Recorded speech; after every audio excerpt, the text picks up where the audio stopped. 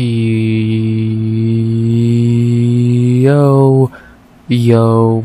RX back with another recap of UFC Vegas 94 Jandiroba versus Lemos. We back with another recap of a card that was shockingly great. Yeah, I can't believe I'm saying that either.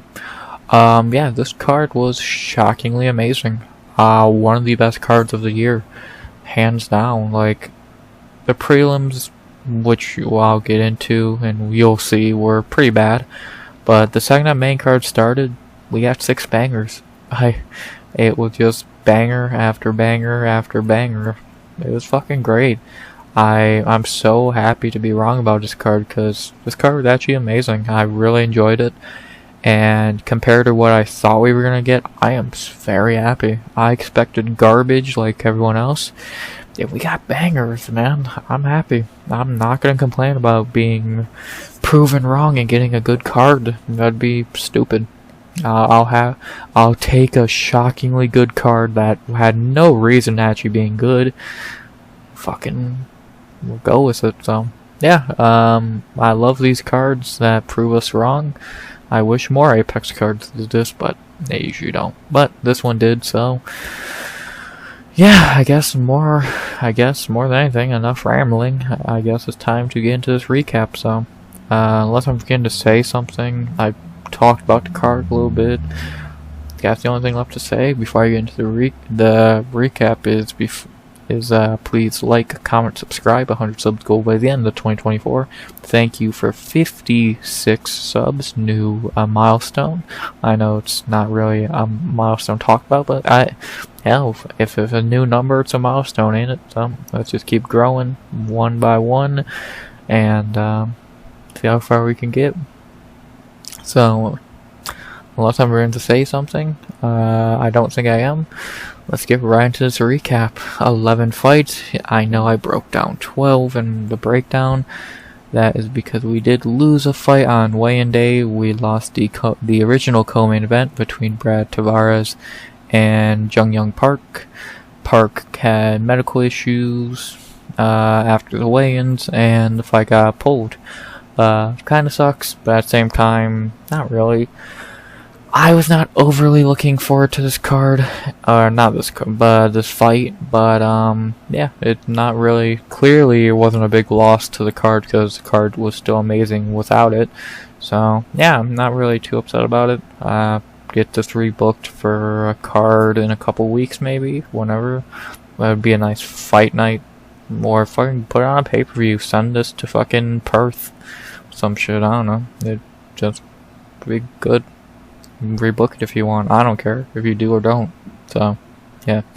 Not very much I'll say. 11 fights in total. Down 1, but we still had 11 fights. And let's get right into it. As we begin tonight in the heavyweight division with a terrible fight. And that's going to be the theme of the prelims, mainly. And this one, it was extremely terrible. As in our opening fight of the night, in the low-level heavyweight division, we had Thomas Petersen versus Mohammed Usman. Jesus Christ. I'm not going to waste a lot of time on this fight. I really don't feel like talking about this. It was dreadful to watch. It was annoying to watch, and just pathetic. For 15 minutes, Thomas Petersen pieced up Mohammed Usman on the feet. That's the simplest way I could put it.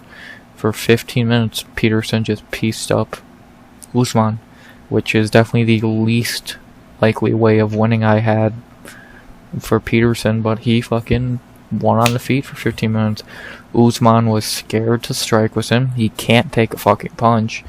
And Petersen looked fucking great, which says a lot about how shit Mohammed Usman is. He let fucking Thomas Petersen look good against him on the feet, no less, somewhere Petersen is not good at. It's like, what the fuck, dude?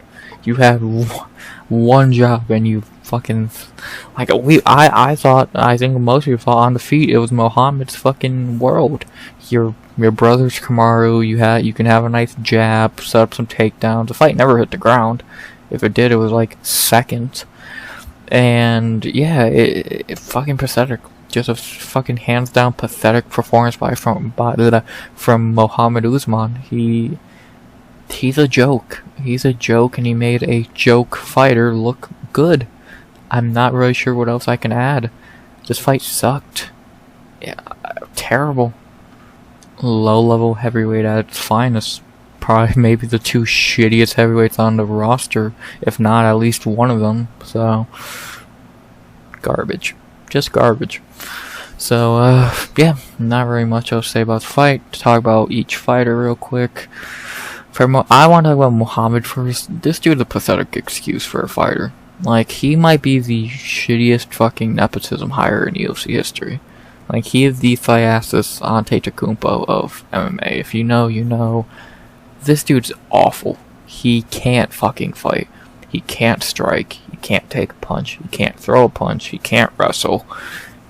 This dude's a joke. He's just a fucking bodybuilder who's lucky he's related to Kamaru Usman. Like, this dude sucks. He's pathetic. He should be fucking fighting on the regional scene. Like, he doesn't even deserve being PFL. This dude should be fighting in front of fucking 4 people on the regional scene and probably losing. He's terrible.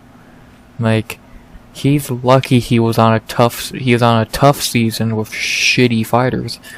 Like, if he would have not made it on the Contender Series. He would have not made it on a good fucking year of tough. This dude sucks. And now he's lost 2 in a row. The Mick Parkin fight, he didn't look terrible. The Mick Parkin loss is a little more understandable. You let Thomas Petersen look good against you. What the fuck is wrong with you? On the feet. What a joke. Sadly, they won't cut him yet, but another L, and hopefully he's gone. So we just gotta pray he loses his next fight. And I would say, unless they give him an easy fight, they already did, and he just lost. So, how much easier can you get than Thomas Petersen? I don't know how much easier you can get than that. If you can get easier than that, I want to see it, because I don't know if that exists. So, yeah, Mohammed Usman's a joke. The worst fucking nepotism hire in UFC history, possibly. He could not be anything less like his brother. Like, wow.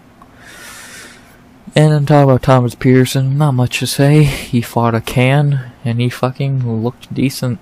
Good for him. His striking looked better. He loses to anyone who has any bit of talent, but he's lucky he fought Mohammed Usman, so yeah, not very much to say. Fine first one in the UFC for Thomas. And he, at least he did it on the feet. He showed he could. He's trying to learn how to strike. I'll give him that much. Still not good at it, but at least he's trying. So, and he got the win. So, yeah. Not very much else to say. No fight ideas because fuck you. I'm not gonna waste time thinking about that. On this fight. So, yeah. Not very much more to say. Terrible fight to begin the night. Low level heavyweight.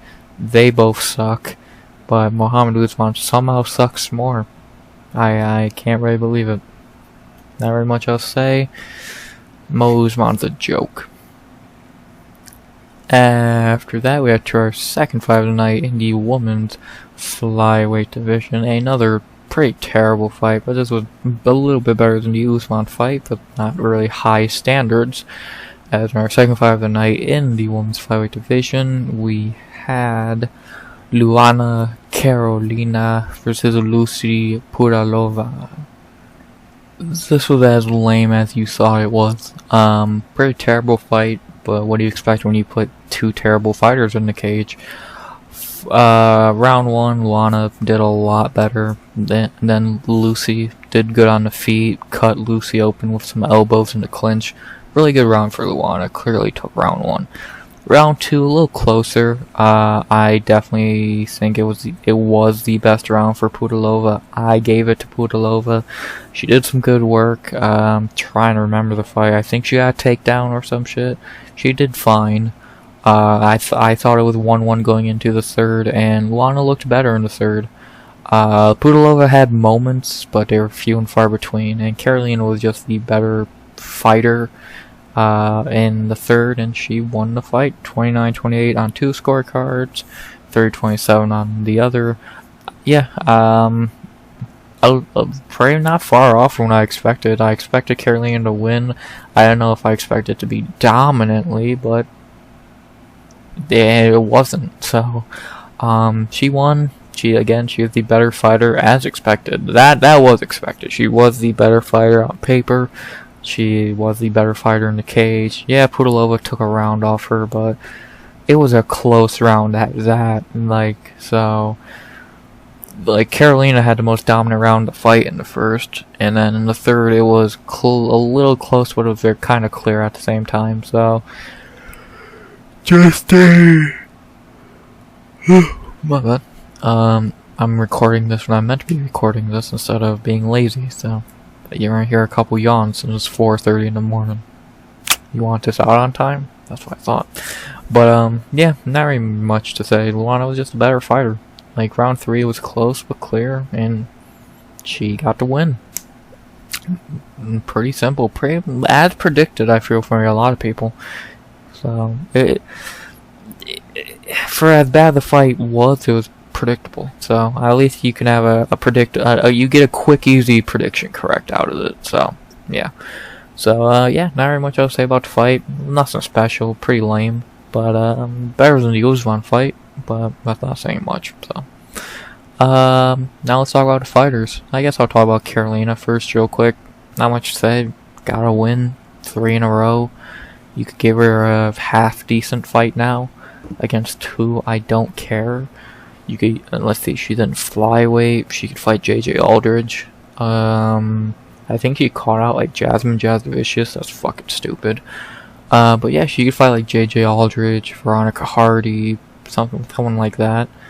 I don't think that's a terrible idea. So yeah, probably her and JJ Aldridge is a decent fight. JJ is coming off a loss to said Hardy, and Luana's on a 3-fight winning streak. Probably that'd be the best idea I could find if I actually looked. So, and that was just off the dome. So, yeah, 3 in a row. I don't like Luana, but I'll give her flowers. That is a 3-fight winning streak. Is a 3-fight winning streak. Against great competition, no. Ivana Petrovic sucks. Julia Starenko, come on. Lucie Pudilová, come on. But wins are wins, and so yeah, good for Luana, I guess. I guess she should fight JJ Aldridge next. I didn't try and do a fight idea, but I just came up with one on the spot, so yeah. And then for Lucie Pudilová, I think it's time to cut her again. She's just not good. Like, she's just not a good fighter. It's actually really insane how shit she is. Like in her first UFC run, at least you can understand why she lost. Like, Irene Aldana and Liz Carmouche are crazy back-to-back, and then Antonia Shevchenko also. Like, that's a crazy fucking 3 fights. And then you should be Justine Kish, come on. But this run, like, yeah, you beat Jocelyn Edwards, but then you look terrible versus Aline Perez, and you look pretty bad against Luana Carolina. Like, come on, your best one in UFC is fucking your only wins in UFC are Ji Yeon Kim, Sarah Morris, Yanan Wu, and Jocelyn Edwards. You should be beating better fighters than that, and now you are 4-7 in the UFC. I think it's time to cut her. She's not good. She's not a UFC level fighter. 30 years old, 14-10. What do you get out of giving her another fight? She's not good. She's just gonna, unless, like, I get the Contender Series is about to happen, so if you want to fucking have her get fed to a fucking new fighter off Contender Series next year, cool. Outside of that, I don't see a point of keeping Pudilová, so cut her, let her go back to fucking Octagon, PFL, Bellator, whatever the fuck she wants.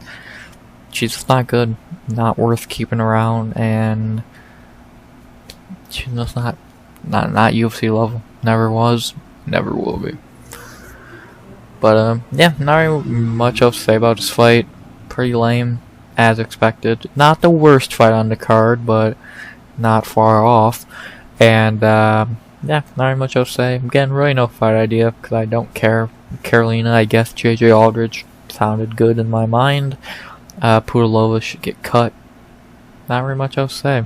It was two low-level fighters having a very below-average fight. So yeah, not much else to say. I guess good win for Carolina. The first time I ever picked her and she won, so you didn't piss me off. Good job. After that, we had to our third fight of the night, or the first, I would say, decent fight of the night in the lightweight division, as we had a very fun fight at times, but mostly it was kind of one-sided, as we had Trey Ogden versus Loik Radzhabov. Good fight. Not no amazing fight, especially compared to what else happened on the card, but it's not a bad fight. A very contrasting styles fight. These two definitely these two guys' styles matched up really weirdly, and that did give us kind of a weird fight. So yeah, to talk about the fight, obviously in round one, Ogden got a takedown pretty quickly and just held Loik down for most of the round.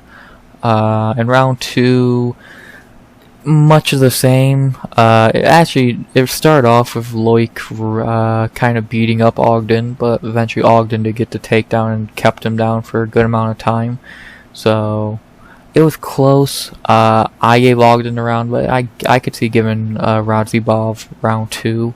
But then round three was all Ogden. Outside of a little flurry at the end by Radzhabov, it was pretty one-sided. Bare minimum 29-28 Ogden, but I had 30-27, so I saw a couple people say it was a robbery. I don't know what they watched. I don't know how you can say Loik Radzhabov won that fight. Like, yeah, if you want to give him round two, I think you're pushing it, but sure. He did not win round one, he did not win round three. So, yeah, he landed more damage, no doubt there, but that's it. And it was not much at that. He never dropped Ogden, he never cut Ogden, he landed a couple shots, and that's it. So, bare minimum 29-28 Ogden. Besides that, I'm not really sure what people watched, but people had Loik in their fucking parlays and what have you, that's fine. But let's be honest, Trey Ogden won this fight. There's no need to lie about it, so, yeah. But yeah, not very much else to say about the fight. Now to talk about the fighters, and Trey Ogden is definitely the first fighter on the card. I'm actually some good things to say about him.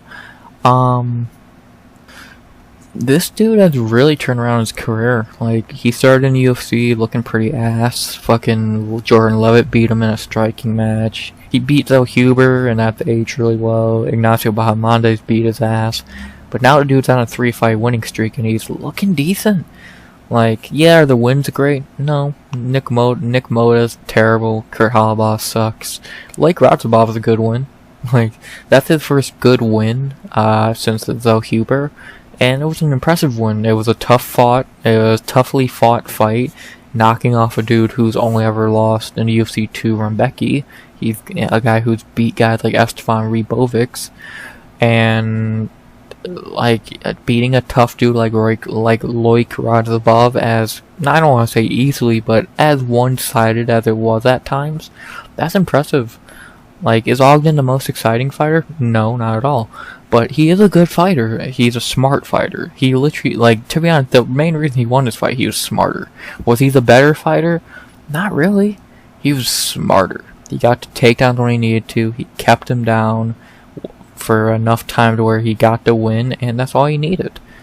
Like, it was a little close at times, but mainly it was just Ogden dominating, and that's what got him a big win, the biggest win of his career so far, unless you want to call Huber a fluke. So, good win for Ogden, man. 3 fights in a row, 3 wins in a row. He deserves a big fight now. Not a crazy fight, but he deserves a big fight now.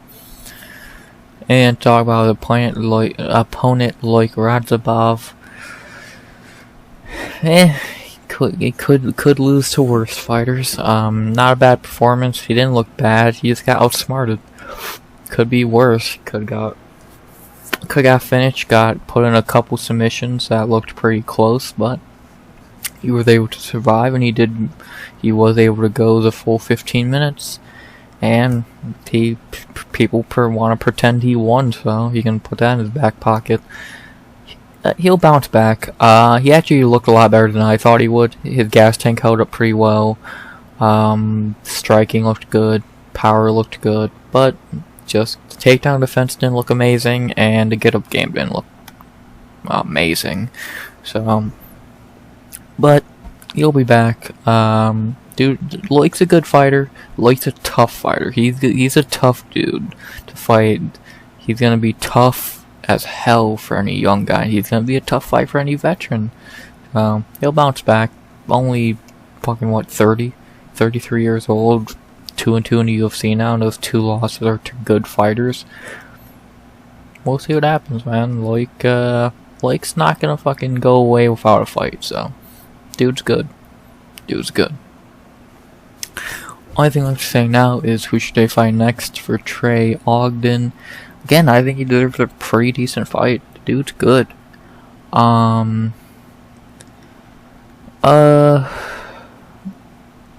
let's also be realistic. Michael Johnson would be a funny fight.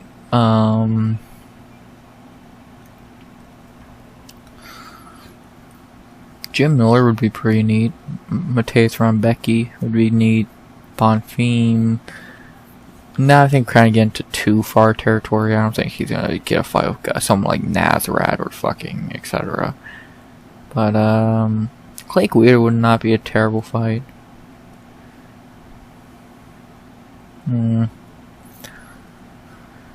I said after his last fight he should fight at Zaitar, but now that I don't even think that makes sense for him, to be honest.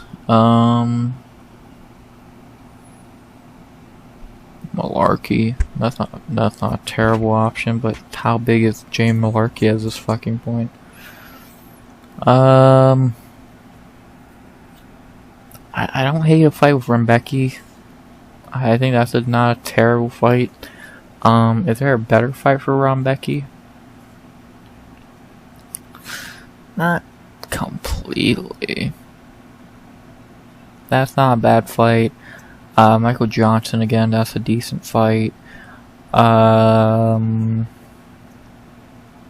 Jim Miller and Clay Guida would be decent. No, there's a lot of options. Maybe I'll get a better idea tomorrow, but right now I'm just not seeing that idea. I'm seeing ideas, but I'm not seeing the idea, you know? So, hopefully I can find a fight idea for fight ideas tomorrow when I tweet that out around 5-6 o'clock EST. But, as of right now, I'm just not seeing the idea. There's a couple good ones like Guida, Miller, Rambecki, but none of them scream the fight to do, you know? So, I'll come back to it tomorrow when I do fight ideas, and hopefully I have an idea for Trey, because he deserves it. He deserves a fight idea, he deserves a good fight. I hope he gets it. 3 in a row. See how far this guy can really go. He's pretty good. He's pretty good. Not exciting, but he's good. But, yeah, nothing really else to say. Decent fight. Ogden just outsmarted him. Simplest way to put it. So, yeah. And the only thing left to say is who should they fight next? Really no idea for Ogden at the moment. Try to find something. Really nothing came to mind. So, hopefully tomorrow something will. And for Loik, even less of an idea. He'll bounce back. Probably in a really fun fight. And we'll see what happens there. So, yeah. Good win for Ogden as a underdog. And 3 in a row. Let's see what happens next for Trey. He deserves a decent fight. See if he gets it. After that, we had to our 4th fight of the night in the second one in the women's flyweight division. And this fight was, I would say, better than a Carolina fight, but not by much. This fight was not very special either. As in our 4th fight of the night, we had Miranda Maverick versus Dione Barbosa. this fight was alright. A lot closer than I thought it would be. Maverick was obviously my lock of the night, but she had a close fight. It was competitive. Round 1, not a lot happened. Barbosa was winning on the feet until Maverick got it down and kept her down.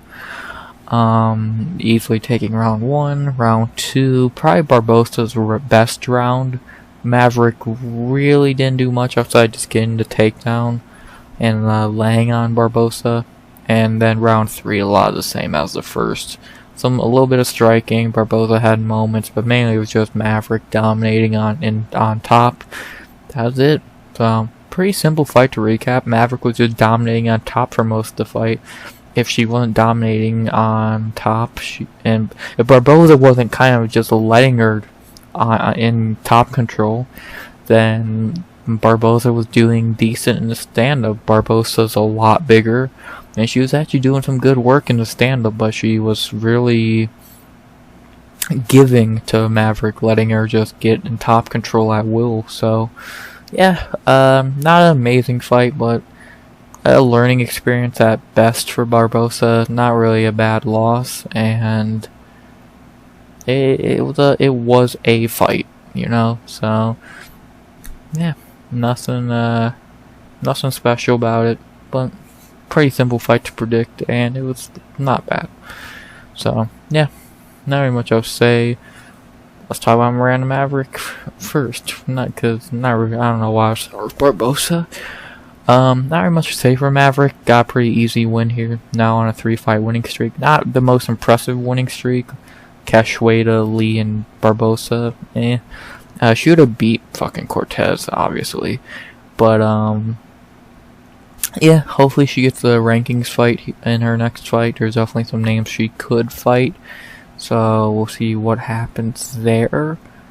But, yeah, there's definitely some names out there for her. We'll see what they do with her. Yeah. She deserves anyone in the rankings. Silva, Cortez, Carini, Algeo, Hebas, even any of those names would be decent. So, yeah, we'll see what they do with her. She's good, man. She's really good. It's actually insane that she's not ranked. And she's only lost to fucking Jazz Devicious and someone else I don't remember. So, yeah, not very much else to say. Who was the other one? Erin Blanchfield. Holy shit. God damn, could you lose to much better competition? Not really. So, yeah. And then talk about Dione Barbosa. Respect her for stepping in on short notice, taking a very tough fight in her second UFC fight. And yeah, it didn't pay off, but were they really going to? No. This was just a learning experience for her. She's gonna learn from this. She's gonna get better from this fight. She's still young, only 32. Very young to her career still, just only her 10th fight. She's gonna get better from this. Just heal up and come back later in the year or next year. She'll get better from this. She looked decent in fight. Again, she made this a lot more competitive than I thought it would be. I thought that this would kind of be a fucking walkover for Maverick, and it wasn't. Maverick had to fight here, and that's because Barbosa's tough. So, respect to Barbosa. She made it a fight, a decent one at that, and she's gonna be good. She just gotta take this as a learning lesson and see how good she can get from this. So, yeah, not very much else to say. Heal up, and we'll see how you bounce back. Not really much else to say about the fight besides who should they fight next, because I really can't think of anything else to bring up. For Miranda Maverick, again, she can fight anyone from fucking 9 through 13. Who do I think she should fight? You could rebook her and Cortez. I really don't hate that fight. Her and Carini Silva would be good. Like, who is that? Like, I don't think any of those people in that area are booked. You got Carini Silva ain't booked, Viviane Algeo ain't booked, Tracy Cortez just lost, Silva ain't booked, Lipsky, whatever her fucking name is. My bad. Wrong tab. Well, I think Jacevicius should fight Algeo. I think the Silva should fight Veronica Hardy. Those two off the table.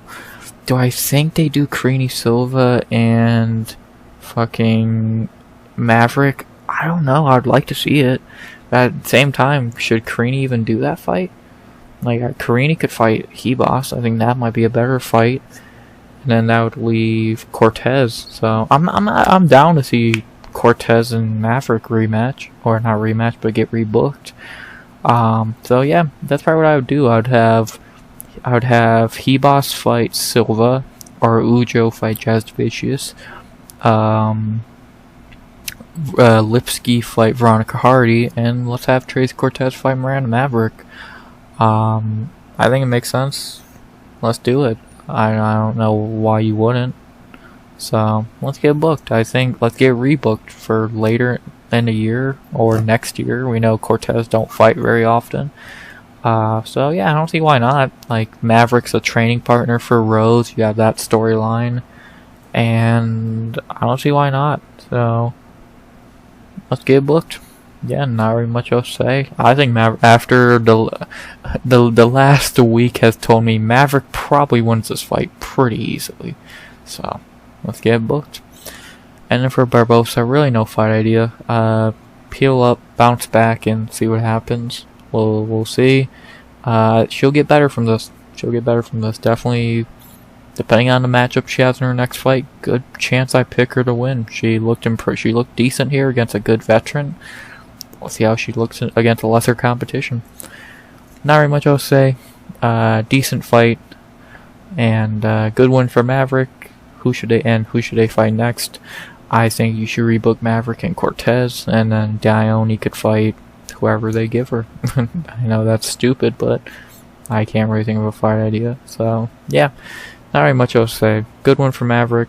Her and Cortez makes a lot of sense to get rebooked, and yeah, not very much else to say. Lock of the night. We got to win. I swear I'm on a roll with lock of the nights lately. They've been winning a lot.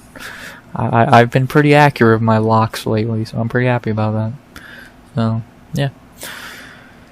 And now for our featured prelim, a very old fight in the bantamweight division. Not very much to say here. I won't waste a lot of time. As in our featured prelim, we had Cody Gibson versus Brian Kelleher. Very, very old men. Not very much to say about this fight. I don't really need to show scorecard. They did a little bit of striking. Gibson was landing the much better shots. Eventually, Gibson did hurt Kelleher with an elbow in the clinch. They hit the ground. I think Gibson took him down, if I remember correctly. Got top control pretty easily, and then very quickly he locked up an arm triangle and put Kelleher out. He tapped, and it was a pretty easy win for Cody Gibson. Yeah, pretty much just a beat up on the feet, get him down, subbed him, easy. Yeah, not really much to say there. Pretty, like, it was 4 minutes. It didn't feel like it because there was not very much that happened outside of what I said. So yeah, I'll talk about Cody Gibson first. I don't really got much to say about Cody. He got handed an easy win. Like, the UFC literally handed him a layup and he took it and he scored. Like, good job. You beat Brian Kelleher in 2024, a dude who's fucking beyond a shell of himself.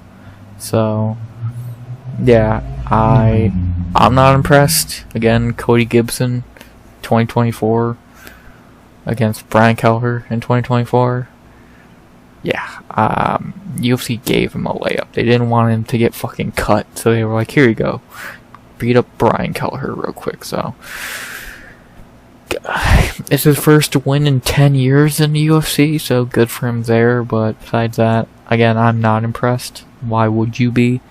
And let's see how he does in the next fight. Maybe this is what maybe a win is what he needed to start going on a run, because as of right now, I don't have much faith in him. I just don't. He's a fun fighter. He's not very good. So prove me wrong, Cody. You beat Brian Kelleher in 2024. That's not impressive. Prove me wrong. And then to talk about Mr. Brian Kelleher, it's over. That's the simplest way I could put it. It's over. I don't know how you could give him another UFC fight. 4 in a row. He's 37 years old. He's a shell of himself to the nth degree. Either he retires or you cut him. He didn't retire, so I guess you mean you're gonna cut him. Why give him another fight? Who are you gonna feed him to? Like, I don't get it. Who you gonna fuck? There's not really another old guy in the division. You did Cody Garbrandt. You did Cody Gibson. David Grant, you really don't need it. Who the fuck you can give it to? Like, let fucking Kelleher. If Kelleher wants to go to PFL and make some easy money, probably win a fight or two, cool, let him. Like, there's no reason to keep Kelleher around. He's so old. He's a shell of himself, and he don't need to take more damage in the UFC, so let him walk. So, simple as that, man. I really don't got much else to say. I was hoping he would retire, but he walked out the cage, and that was that. So, hopefully we don't have to see him get beat up again, is what I was saying. Because it was sad to an extent. It's like, man, this dude had neck issues, 37 years old. Like, damn, man. Fucking time to hang him up. But, yeah, besides that, the only thing left to talk about is who should they fight next. For Cody Gibson, I know he called out, I believe it was Taylor Lapilus. That would be a terrible fight for Gibson. I don't know why he wants that fight. What would be a better fight for him? Let me look. Fuck, have him fight another old dude. Might be the only way he can actually get a fucking win. Ricky Torcios would be a really interesting fight. Cameron Simon would be interesting. That'd be a good way to get Simon back in a win column. Kung Ho Kang ain't a bad option. Ronnie Yaya ain't a bad option. I really don't hate that. But at the same time, Ronnie, God, you need to retire.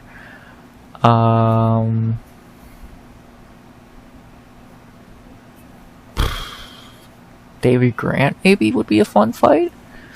But I don't know if he really deserves a fight like that. So I don't mind him and Ronnie Yaya, but at the same time, I don't mind. I like him and Cameron Simon. Simon needs a win. Give him an old dude like Gibson that he should beat pretty easily. I don't hate that idea. I really don't. Is there anyone like? There's other, again, Kung Ho Kang, Ronnie Yaya, John Castaneda, Douglas Silva de Andrade. A rematch there would be kind of interesting. Fucking Ricky Torcios, but I like that fucking Simon fight. Like, as of right now, that's a really intriguing fight. I would not be opposed to seeing that. So, yeah, fuck it. Let's get Cameron Simon back in there with fucking Cody Gibson. Be pretty good. Let's do it. And then for Brian Kelleher, retire or get cut. Like, even if he did do one more fight, who the fuck would he fight? Like, who would be a fucking retirement fight for him? He fought Cody Garbrandt. He fought Cody Gibson. Who the fuck would it be? David Grant? Fucking Ronnie Yaya? Like, I don't know. Just retire or get cut. Simple as that. So, yeah. But, not very much else to say here. Quick, easy win for Gibson. Again, got handed a layup and he took it. And he got his first UFC win in, I believe, literally 10 years. I think his first one was in 2014 against Johnny Bedford, and now he gets one 10 years later. So, good for him. Yeah, not very much else to say. Who should they fight next? I like Cody Gibson versus Cameron Simon as of right now. Would be a good fight for Simon. Good way to get him back in the win column. I think it makes some sense. Let's do it. So, yeah. And then for Kelleher, See you in PFL, bro. Not even much else to say. Cool fight on paper. Not really that special in the cage, so yeah. Good win for Cody Gibson. First one in 10 years. So, those were the prelims. Nothing great about them. Shitty fight. Boring fight. Not terrible. Like, the prelims weren't terrible. They were forgettable. Which, if that's worse, you tell me. They were just nothing that special. Like, the most memorable thing about it is the Cody Gibson fight, and maybe Trey Ogden. Besides that, I'm not going to remember the Usman fight, I'm not going to remember Carolina, I'm really not going to remember Maverick. I'll maybe remember Ogden and Gibson, and that's it. So, forgettable prelims, but now we go on to the main card, which made up for the prelims tenfold, just in the first fight alone, let alone the rest of the card. So, enough rambling about the prelims for 40 minutes. Let's get into some real fights. So, are you ready? 40 minutes in, you're finally ready to talk about the fights you came to hear? Let's do it. That's why I got timestamps so you can skip the garbage. Let's get into it. Our first fight of the main card, the fight of the night. Such a shame this didn't get it, but holy shit, this was amazing. As in our first fight of the main card, we had a banger fight of one of the best fights of the year, as we had to open the main card. Hyder, Amil versus Jeong, Lee. I guess I won't say Yeong Lee, because I guess that's wrong. Maybe? I don't know. What a fight. Not much to say. It was 1 minute and 5 seconds, because all they did was the fight started off, a little feeling out process, and I mean like 20 seconds. And then they started throwing down. Gaethje Holloway, Guida Sanchez style, and Amil won. Amil landed the better strikes and knocked Lee out against the cage. Amazing. One of the best fights of the year, and it was only 1 minute and 5 seconds. I did not think this would be the fight in the slightest. Though respect to both for going out there and just fucking saying, fuck it. Whoever drops, drops. That was a real fight. They literally said, fuck it. Like, I couldn't even believe it. I was watching them throwing, I was like, what the fuck is going on? And Amil won, which I'm happy about, because I predicted him to win. I thought he would finish him. I didn't think in the first fucking round. But, cool. Cool, man. I'm not gonna fucking play. If Lee wants to give me an easy prediction correct, I'm not gonna be upset about it. So, and the fight was amazing. Again, if you missed this fight, go watch it. It's 1 minute and it's fucking 65 seconds. It's worth every fucking second it takes to watch it. It was amazing. Fight of the night. Gonna be part of the thumbnail. If the card wasn't so good, this would be the thumbnail. And yeah, I can't praise this fight enough. Respect to both guys. This fight was amazing. Simple as that. I'll talk about Amil first. Not very much to say. I've already said everything I could. A great performance against a tough dude like Lee as a big underdog. Good win for Amil, man. This dude's good. He's a fucking fighter. You don't want to go to war with this dude. You're not gonna win. This dude has good striking, good chin, decent cardio, good ground game. He's a problem. And he's not that old. He's 34. Yeah, it's not spring chicken, but he's not fucking ancient. So, dude's good. Dude's really fucking good. And see how far he can go at featherweight. Dude has talent. Well-rounded. From this, the something pack? The fucking, not the smack pack. Whatever, the Diaz clan bullshit. So, and he's actually good. He's not Nick Maximov and Martin Sano. He's actually good. So, yeah. Great win for Amil, man. Definitely the star of the card. And that's saying a lot with the card that we had. So, great win for Amil. Really, really good prospect. To talk about his opponent, Yeong Lee. He bit down the mouthpiece. try to see who was gonna drop first, and in his case, it was him. Respect him for doing this. Was it stupid? Yes. He was not the better striker.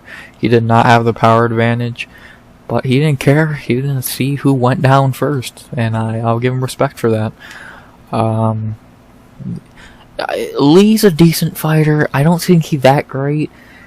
I've not been impressed with him in the UFC. I'm more impressed with him in this fight than I was in his 2 wins. Just because he had the balls to say, fuck it. If I'm gonna go down, you're gonna knock me out.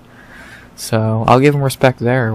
I've just not been impressed with him, and maybe he'll get better from this. We'll see. But, yeah, not very much else to say. He bit down the mouthpiece and went to war. You gotta give him props for that. So, and dude's young. He's only 27, I believe, 28. That was only his 13th professional fight. Dude's getting better. Dude's gonna get better. We'll see how much better he gets. His striking is still iffy. His cardio is not great. We'll see how much he improves. So, respect him for fucking going to war. Now, to talk about who they should fight next, for Hyder, Amil, he deserves a good fight. He deserves a really good fight coming off one of the best fights of the year. I saw someone say something like he should fight Trevor Peak. That'd be a fucking funny ass fight, but you know, they're kind of a weight class apart. But who could fucking Hyder fight? I want to have him have another banger, so we gotta find, like, Morgan Cherrier would be insane, but I don't think they want to do that to Cherrier. Alexander Hernandez would be kind of fun. Bagdasarian would be an insane fight. Darren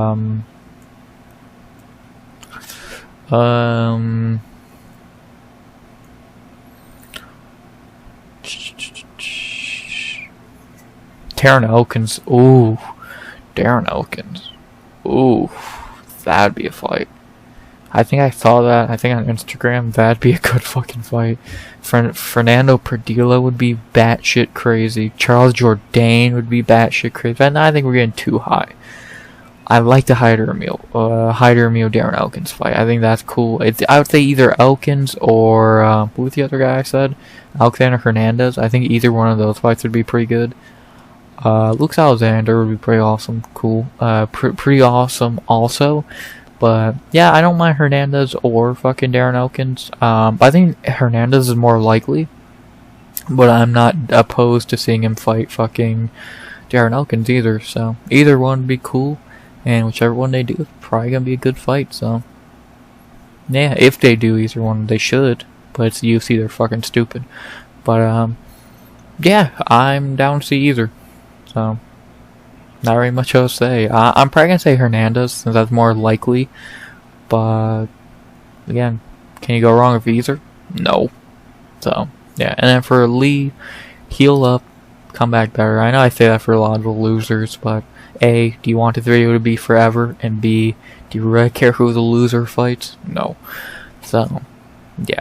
Lee, heal up, get better, and thank you for a banger. And only thing left to say now is who should they fight next? I like Hyder Amil versus Alexander Hernandez. I think that'd be a good fight. Should be another nice win for Hyder Amil. And yeah, I think it makes sense. So let's do it. Not very much else to say. Good win for Amil. Best fight of the night. And what a way to open the card. Just what a way to open the card. I can't really put it any other way. Respect to both guys for the fight of the night. Should have been. After that, we head to our second fight of the main card, staying in the featherweight division for a fight that was just a feel-good moment. I'm so fucking happy for the winner of this fight. Just an awesome moment. Yeah, I got my pick wrong. I don't care that much. If it's for a good cause, I'm not upset. As in our second fight of the main card, we stay at featherweight for a fight between the Korean Superboy Choi versus Bill Algeo. Very good fight here. for as long as it lasted. In round 1, kind of a close round. Right off the bat, Algeo shot a takedown and almost got submitted. Choi locked in a guillotine but couldn't get it. And then throughout the round, Choi threw up 2 more submissions that he almost got, but Algeo did escape. Algeo didn't do much. He landed a couple strikes, but I gave round 1 to Choi. I think he did better. Almost finished him a couple times with the submissions. It wasn't a crazy round, but it was decent. Round 2 is when it got crazy. They started striking. I think it was someone landed a spinning elbow or some shit. I think that might have been Choi, I believe. Both had moments in the second, but eventually, about halfway through the second, Choi landed a left hand, I believe, was it? Yeah, left hook to Algeo's eye, his right eye, and it fucking put him down, man. Put Algeo down and made him, I don't want to say quit, but yeah, put him down. Not really a nicer way to put it. And the Korean Superboy is fucking back. Awesome fucking moment. I'm so happy for him. What a win. What a win. What a way to come back. Just awesome. I can't put any other way. Just truly fucking awesome. And he won in a cool way. It wasn't a fucking boring decision. He put Bill Algeo, who's a tough dude, he put him out. Crazy. Yes, crazy. Of course, I gotta talk about Duho Choi first. I'm so happy to see him back, as I said, back in form. Like, this ain't the guy we saw fight Kyle Nelson. This ain't an old, rusty Duho Choi. This is Duho Choi back, ready to have some fucking bangers. And he had one. He got back in the win column here in a big way. Good for him, man. He deserves a dude with a fucking Hall of Famer, for fuck's sake. It would suck to see him lose this, and I don't think he would have got cut, but he probably should have been. So he's good, man. He's good. He's back, and if this is the Choi we have, I'm excited. Hopefully we can get him back in there before the end of the year. He said he wanted to fight again this year. Like he wants to fight twice every year. So let's get him back in there December. And I'll go over who I think that could be against in a second. So he's only 33 years old. He still has some juice left in the tank, clearly. And happy to see the Korean Superboy back. For Bill Algeo, not very much to say. Does seem like he's starting to fall off a cliff. He's now 35 years old on a 2-fight knockout streak. Really needs a win in his next fight. He kind of just got to UFC late. Like, in his debut, he was already, 31? So, and like, he's already 31. He's not good. He's not a fucking world beater as is. And his chin's kind of weak. He's not the fucking most well-rounded dude. He's a decent fighter. His ground game is there. His striking's good. Again, his fucking cardio's not bad. His chin's kind of been iffy, especially lately. He had some nice wins. Joanson Brito, Herbert Burns, Hernandez, but every time he fights, it seems like he's been really running into problems when he fights guys like Feely and Choi and Lamas and Hamos. So, like, he's good. He's a good fighter, but at 35 years old, you can tell he's aging, and it's getting the best of him now. So, I think the best thing for him is take some time off. This was his second fight this year. Just take some time off till probably, I would say, like, next year, March, April. Take some time off, heal up. I think he'll be 36 by that point. No, he won't be. Okay. So he still has some time. Maybe get one more fight in before he's 36 years old, and hopefully that's not his last UFC fight, because another L, and he's probably getting cut, so we'll see what happens, man. We'll see what happens. At least Algeo lost for good cause. And now the only thing left to say is who should I fight next for the Korean Superboy. I saw this fight and it kind of goes back to who I was talking about earlier, but I'm not going to say it immediately. Let me look through the fights real quick, see if I see anything better. I saw someone say him and Nate Landwehr. That'd be batshit insane. But a fight I do like, I don't mind him and Darren Elkins. Now that would be a fucking cool fight. The Damage versus the Korean Superboy. That'd be a badass fight. Like, I'm down to see that, man. I don't know who wouldn't be. I think that'd be a badass fight.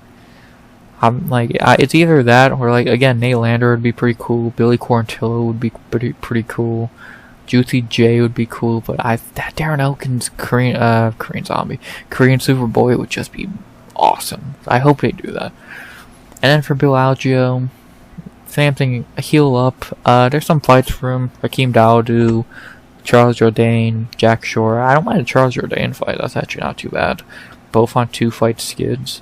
I don't mind that. I don't mind seeing him against fucking Charles Jourdain. Yeah, Jourdain, Dawodu, Shore. Even if you want to go down to something like a Jamal Emmers. So, yeah, we'll see how Algeo bounces back after another knockout. So, hopefully he takes the right amount of time off to heal up. But, yeah, not very much else to say. Great way for the Korean Superboy to come back. Another great fight on this main card. And who should they fight next? I like the Korean Superboy versus Darren Elkins. And I like Bill Algeo versus Charles Jourdain. Superboy and Elkins would be a banger. Algeo and Jourdain makes a lot of sense. Let's get those 2 fights booked. And, yeah. I'm so happy to see the Superboy flying back into action, looking like his prime form again. Things you love to see. After speaking of things you'd love to see, let's go into our third fight of the night in the flyweight division.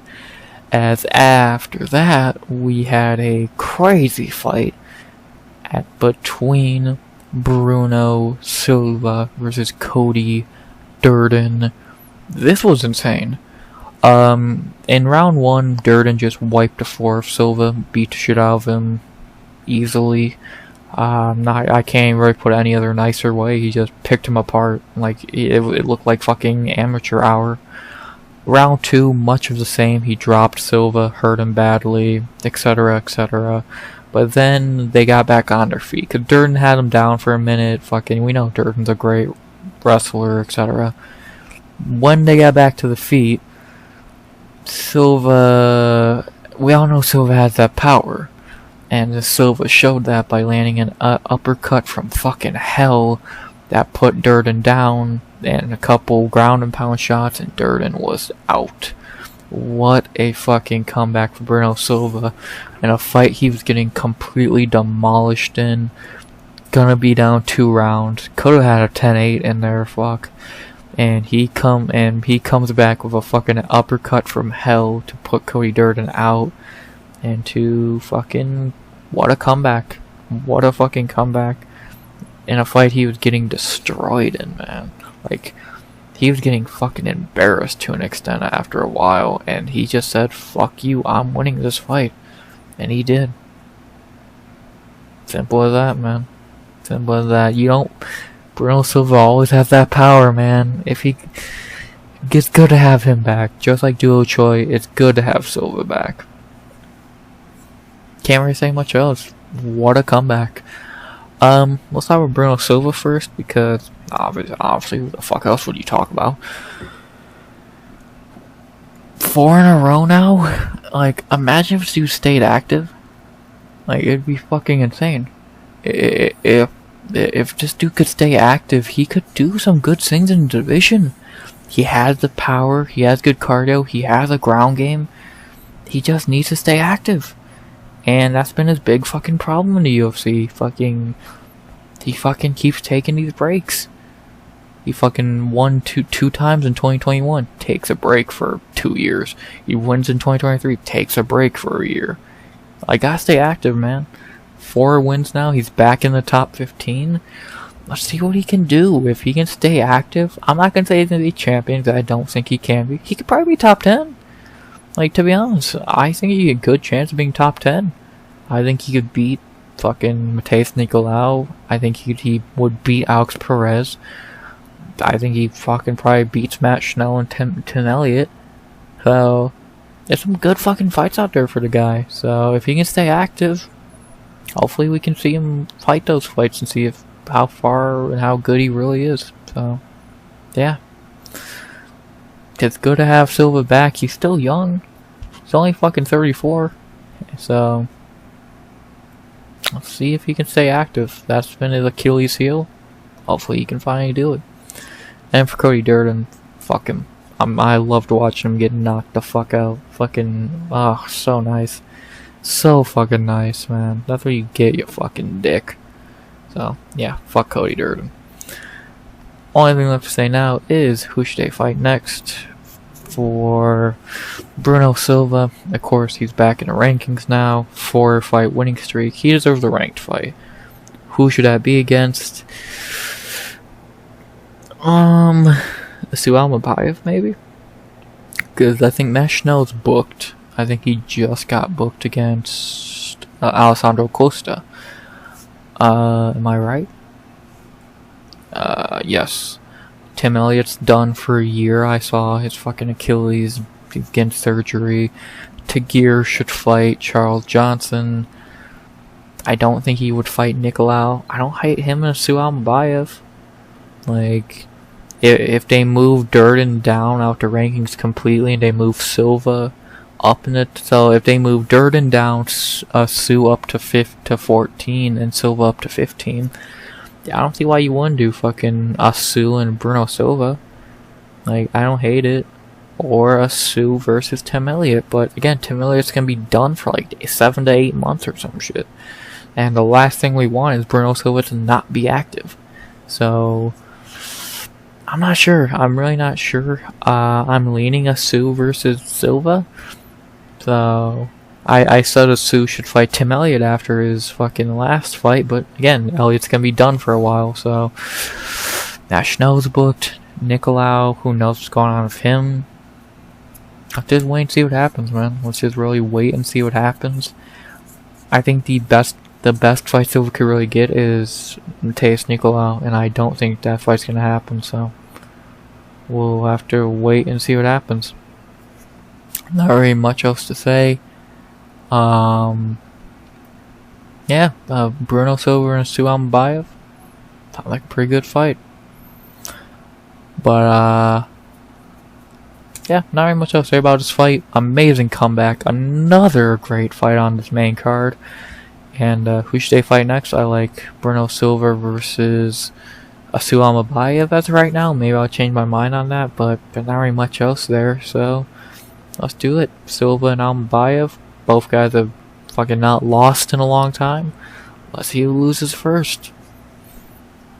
Book it. Would be an amazing fight. Fuck you, Cody Durden. After that, we have to our first fight of the main card. We go back to the lightweight division for a fight that was not bad. Easily the worst fight of the main card, but that's not a bad thing on a card this good. As in our first fight of the main card, we had Holobaugh versus Kaynan Kruschewsky. It was a fight. In round 1, pretty much in round 1 and 2, Holobaugh just landed better strikes. Was a lot better on the feet. Was able to hurt Kaynan at times. Fucking again landed the better strikes. Was just the better fighter. He tried to get himself fucking submitted in the end of the second, but Kaynan was not able to get that submission. And then it was clearly 2-0 going into the third. And Kruschewsky looked good in the third. He won the third round, but that was not enough to win the fight. And Holobaugh got the W. So, yeah, fucking clear 29-28. Like, it was not a great fight, but again, Holobaugh landed some good strikes.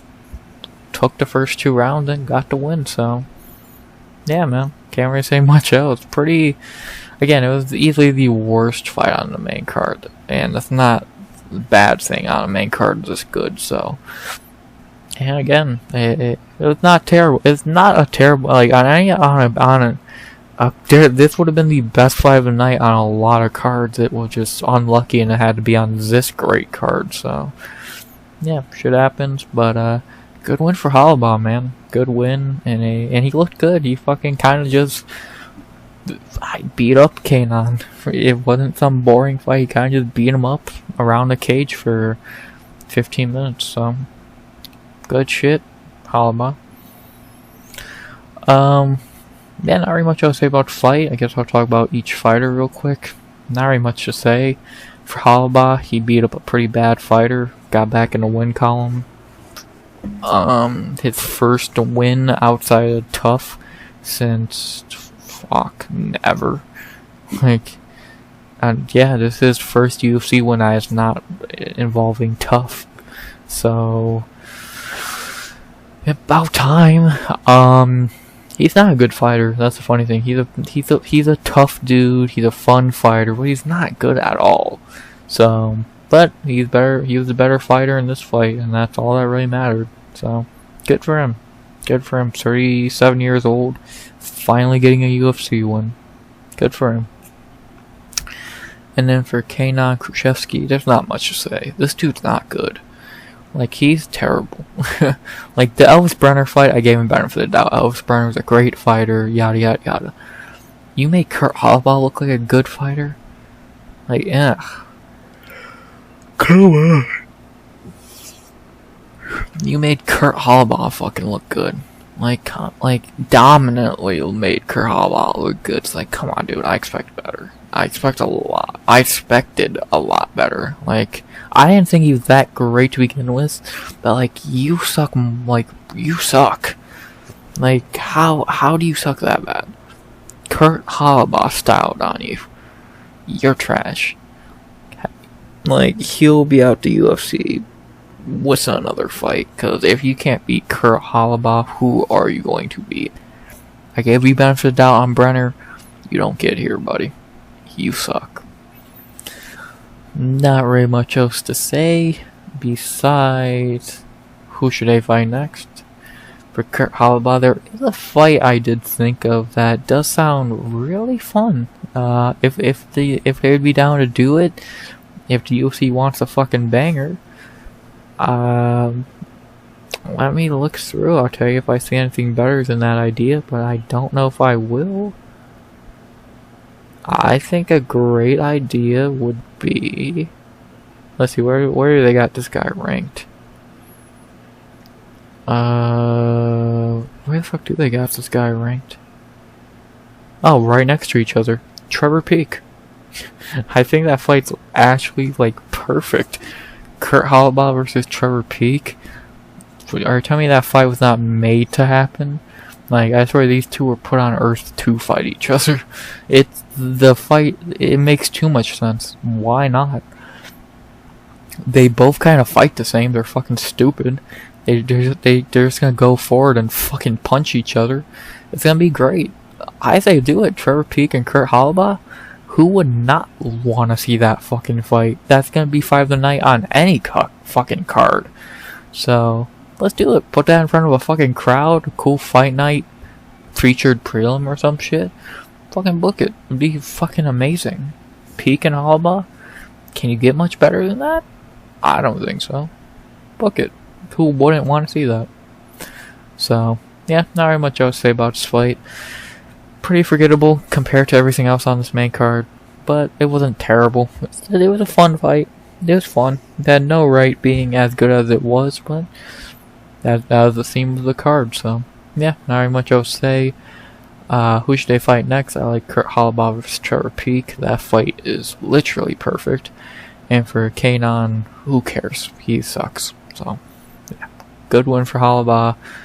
He earned it, and now let's see him fight Trevor Peek because the fight's too perfect. So, yeah, not very much else to say. Decent fight. Now time for the co-main event of the evening, the new co-main event of the evening, with Jeong Park getting pulled from the card. As we head back to featherweight again, the fucking MVP of the weight of the card, featherweight, as we had another great fight in the division between Steve Garcia versus Sung Woo Choi. What a fight! Not a lot happened. It was only a minute and a half, but it was good.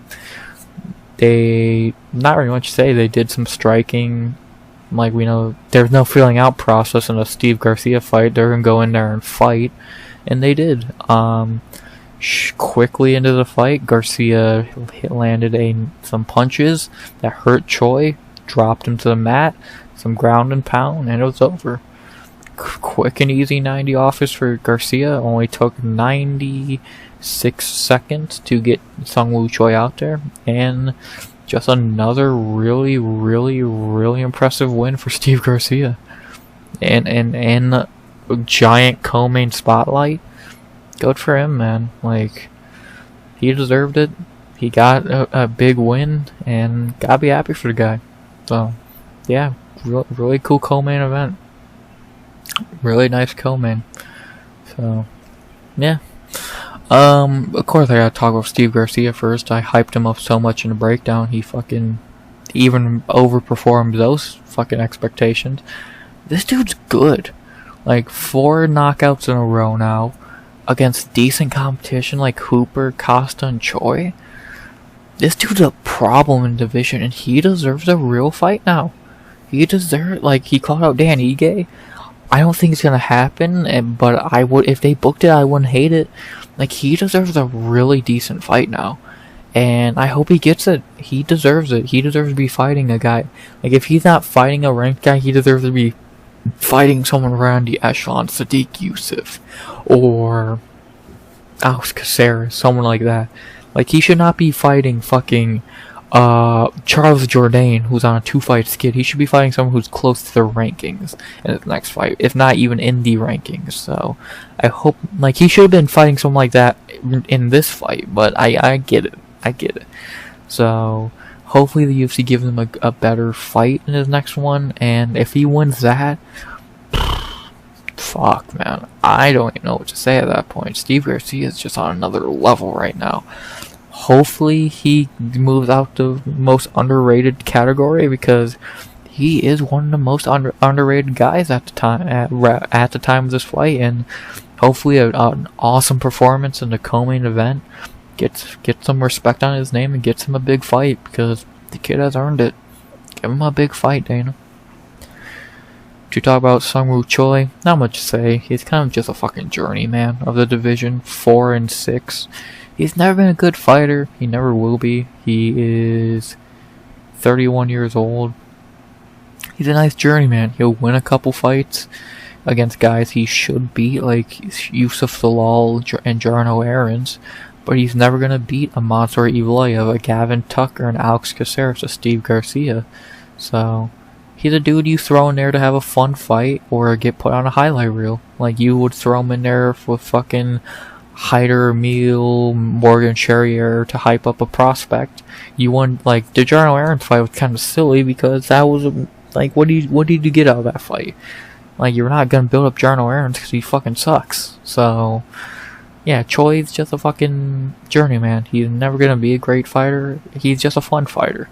He hits hard. He's easy to hit, easy to get a highlight out of, and that's all he's good for. So, and he did his job here perfectly. He made Garcia look amazing, and he did a great job. So, yeah, not very much else to say.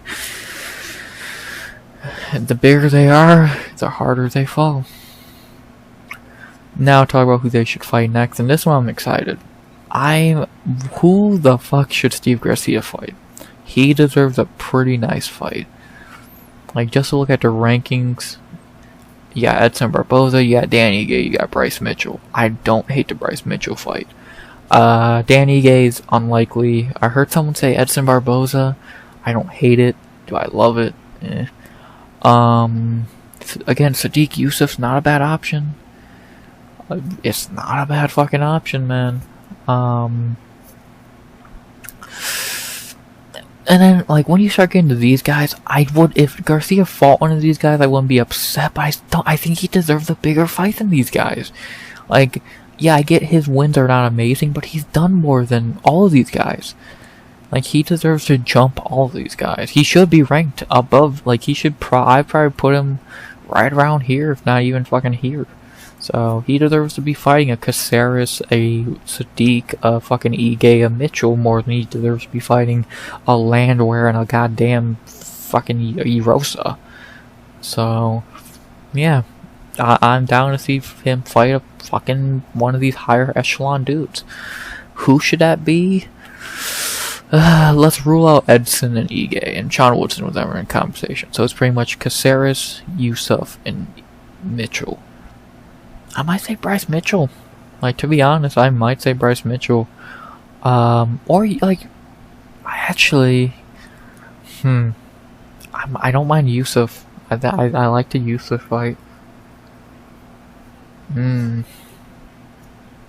Yeah, I might like I think I like the Yusuf fight more. It makes a little more sense. And Mitchell could be used to get like Sean Woodson in the rankings or some shit. Night Landwehr or some bullshit. So, yeah, no. Sadiq Yusuf. Yeah, Steve Garcia versus Sadiq Yusuf makes a lot more sense. Oh, fuck, I'll tell you right now, I think that's the fight. I'll take Garcia to win. I'm not lying. Which I know, like, think about that statement a year ago is fucking insane, but in 2024, it's the right pick. So, yeah, Steve Garcia and Sadiq Yusuf, book it. I think that's a fight he deserves. And I think either Yusuf or Bryce Mitchell, and I think Bryce Mitchell's a reach, so let's go with Sadiq Yusuf. So, yeah, not very much else to say. No fight idea for Choi. Use him to build someone up. Simple as that. So, yeah, not very much else to say. Let's get Garcia in there with Yusuf. So, yeah, not very much else to say about this co-main. It was a good fight for as long as it lasted. Garcia looked great, putting on a great performance and a big opportunity, getting this co-main spot with Park pulling out, and he made the most of it. So hopefully just get some respect on his name and him in a big fight. I think that big fight could and should be Sadiq Yusuf. So let's get that booked and see what happens. So yeah, good fight, good co-main, great performance, and who should they fight next? Let's see Steve Garcia versus Sadiq Yusuf. Not very much else to say. Great co-main performance by the Mean Machine. Let's get him in a big fight. And now, time for the main event of the evening. A fight that was not bad. It wasn't amazing, but it was not bad. As in our main event of the evening, we had a decent fight in the strawweight division. A very important fight, though, between Verna Jandiroba versus Amanda Lemos. Decent fight. Not quite what I expected this fight to be, but it was not bad. It was what it was. It was pretty much just really good scrambles for 2 rounds. If I'm being honest, that's pretty much what the fight was. In round 1, Jandiroba shot pretty quickly, almost got guillotined, but she did survive. And then it was pretty much just a really good scramble through the rest of the round. Lemos landed a nice elbow when she got on top for a second, cut Jandiroba. And yeah, just a lot of good scrambling in round 1. I gave Lemos round 1, but it was close, not like it mattered shortly after anyway. Round 2, it was much the same. They were just scrambling. They were fucking escaping each other's submissions and takedowns and etc., etc. And eventually, Jandiroba got a body triangle, tried to go for a rear naked choke, but had no luck. Then she turned it into a armbar and got the win. Tapped out Lemos and walked away with her main event W. Yeah, it was an entertaining fight. Like I said, the scrambles were really nice. Lemos did a lot better on the ground than I thought she would. She was able to scramble with Jandiroba many times, get in the better position many times, and she looked decent on the ground, a lot better than she did in the Whaley fight. Good shit by Lemos, but not enough to beat Jandiroba. You can do all the scrambling you want. When Jandiroba slows it down and gets you in her fucking guard, you know it's over. So, the second that arm got locked up, you might as well just tap that in there. So, you escaped the guillotine, the rear naked choke. You're not escaping an armbar. So, yeah, but it was a good fight. Very little striking shown. We saw pretty much no striking. Like, the little we did, it was fucking lame-ish. So, like, I think there was barely any strikes landed the whole fight. So, it's literally just scrambles all fight, which ain't a bad thing if they're entertaining, which they were. So, yeah. But, yeah, not very much else to say. The little I gotta say about each fighter real quick. Jandiroba, great performance. Great 4-fight winning streak, and she should fight for the belt next. She can fight the winner of Suarez versus Whaley. Makes sense. Be a great fight, no matter who it is. And she deserves this. Really makes no sense for her to fight anyone else. 4 wins in a row against Angela Hill, Marina Rodriguez, Lupe Godinez, and Amanda Lemos. That's an insane winning streak. And let's hear her fight for the belt next. Her and Tatiana would be an amazing fight. Her and Whaley would be interesting. Let's book it. And then for Amanda Lemos, back to the drawing board.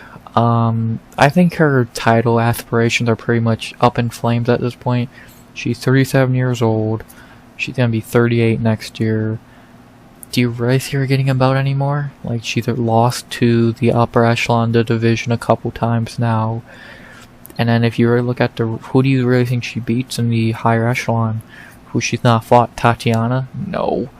Fucking, like, Amanda Hebos? Probably not. And, like, Angela Hill beat her. Like, do you really... Fuck, I think Lupe Godinez might beat her. Or Tabitha Ricci could beat her. Julian Robertson might beat her, so Lemos is good. Don't get me wrong, I'm not saying Lemos is a bad fighter. She's a very good fighter, but I just think her title aspirations are kind of out the window at this point. She had the title shot, she lost. She had this fight here where if she would have won, she would have had to fight probably Xiaonan to get a title shot. And could she have won that fight? Yes. Would she have won the belt? No. So she's a talented fighter, but she's beatable. Her striking is good, but her ground game is not. Her cardio ain't great. She had her chances, but I think it's time for her to start falling down the rankings. I don't think she's gonna fucking drop quickly. She might win her next fight, but I think by this time next year, she's gonna be more in this category than in this category. So she's already gonna drop down to number 5, so the lowest she's been in 3 years. So yeah, she's still good, but yeah, she's definitely gonna drop in the rankings. And I think her title dreams are over.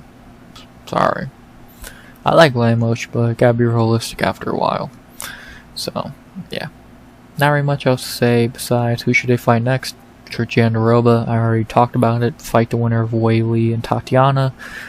Either, if it's Whaley, I think she has a very slim chance of winning, but gotta give it a try. If it's Suarez, yeah, you have a little better chance of winning, but also very unlikely. So, but she deserves that title shot. So let's see her fight the champ next. And then for Amanda Lemos, you could have her fight Yan Xiaonan anyway, or you could have her fight Amanda Hebos, since that's the only fighter ranked close without a fight, and she's not fought before. She just fought Hyder, she just fought Durden, she just fought Hill. So if you want to do Lemos and Hebos, sure, or you could do Lemos and Xiaonan. So whichever one you want to do, also not a bad option. And let's see if Lemos can prove me wrong and show she still has title chances, which I don't think she does, so you never know. But yeah, decent main event, and it sets up some big things in the future, so the only thing left to say about the main event is who should they fight next. Like Jandiroba fighting for the belt next, and Lemos versus either Hebos or Xiaonan. Not very much else to say. Not a bad way to end a great card. Finally, boom. That's the card. To go over how I did on picks, I went 8 of 11, 3 perfect, 535. The only ones I got wrong were Kruschewsky, Algeo, and Usman. Not upset at my L's. Kruschewsky sucks. Algeo is for a good cause, and Usman's a joke. So I caught a couple good underdogs. Ogden, Amil, Jandiroba was an underdog on Tapology, so caught a couple nice underdogs here. Bruno, Silva, even though that was biased, but still, fuck you, I'll take my win when I can get it. So yeah, really good night of picks. I finished 174th on Tapology, pretty impressive. So yeah, I'm happy with it. The bonuses went to Jandiroba, Garcia, Silva, and Amil. I would have gave 5 of the night to Lee and Amil. I would have gave performance bonuses to Choi, Silva, Garcia, and I guess Jandiroba. So I think Lee got robbed of a fight of the night, and Choi got robbed of a performance bonus. So sucks to see, but yeah, shit happens. Sucks that Choi really got robbed of a bonus, which is a shame. Like I'm like Lee not getting a fucking part of the fight of the night. Sure, Choi should have got a performance bonus. Come on, you could have fucking gave Jandirobas to him, or just gave out 5. You stingy fucks. But they ain't the bitch. So yeah. And now for the only thing left to say: if you missed the card, what should you go back and rewatch? In my opinion, I would say the whole main card. You can skip the entire prelims because they sucked. Just watch the whole main card. Amazing fight. Amazing fight. Amazing fight. Decent fight. Amazing fight. Good fight. It was a fucking one of the best main cards of the year. One of the best cards of the year. If you forget the prelims happen, because you probably will, it was a great main card. 6 bangers. Like, when the worst fight on the main card was still good, you know you're fucking doing something right. So yeah, this card was fucking great. It overdid it fucking overachieved, did way better than any of us thought it would, and I'm happy about it. I'm happy we didn't waste time watching a shitty card. I'm happy I'm not recapping a shitty card. It was a good card, and I'm happy. So yeah, and it's a good way to head into UFC 304 next week. Aspinall and Blades. That'll be a very good. That's a decent pay-per-view. Nothing great about it, but it's decent. So, and you'll hear me break that down Friday 1 p.m. EST, and you'll hear me recap it sometime on Sunday. So yeah, not very much else to say, unless I'm forgetting to say something, which I don't think I am. So I hope you enjoyed the video. Hope you enjoy me getting this out on, or around on time. I doubt I'll get this out by 1 p.m. But it's going to be out sooner than last week. I said I'm going to start doing recaps after the card no matter what. I'm sticking to that. I want to get these out as early as possible on Sunday, and that's what I'm doing here. So yeah, I hope you enjoyed the video. Please like, comment, subscribe. 100 subs goal by the end of the year. And I can't really think of anything else to say besides, as always, because you guys deserve these videos out sooner. RX out. Good vibes only and always.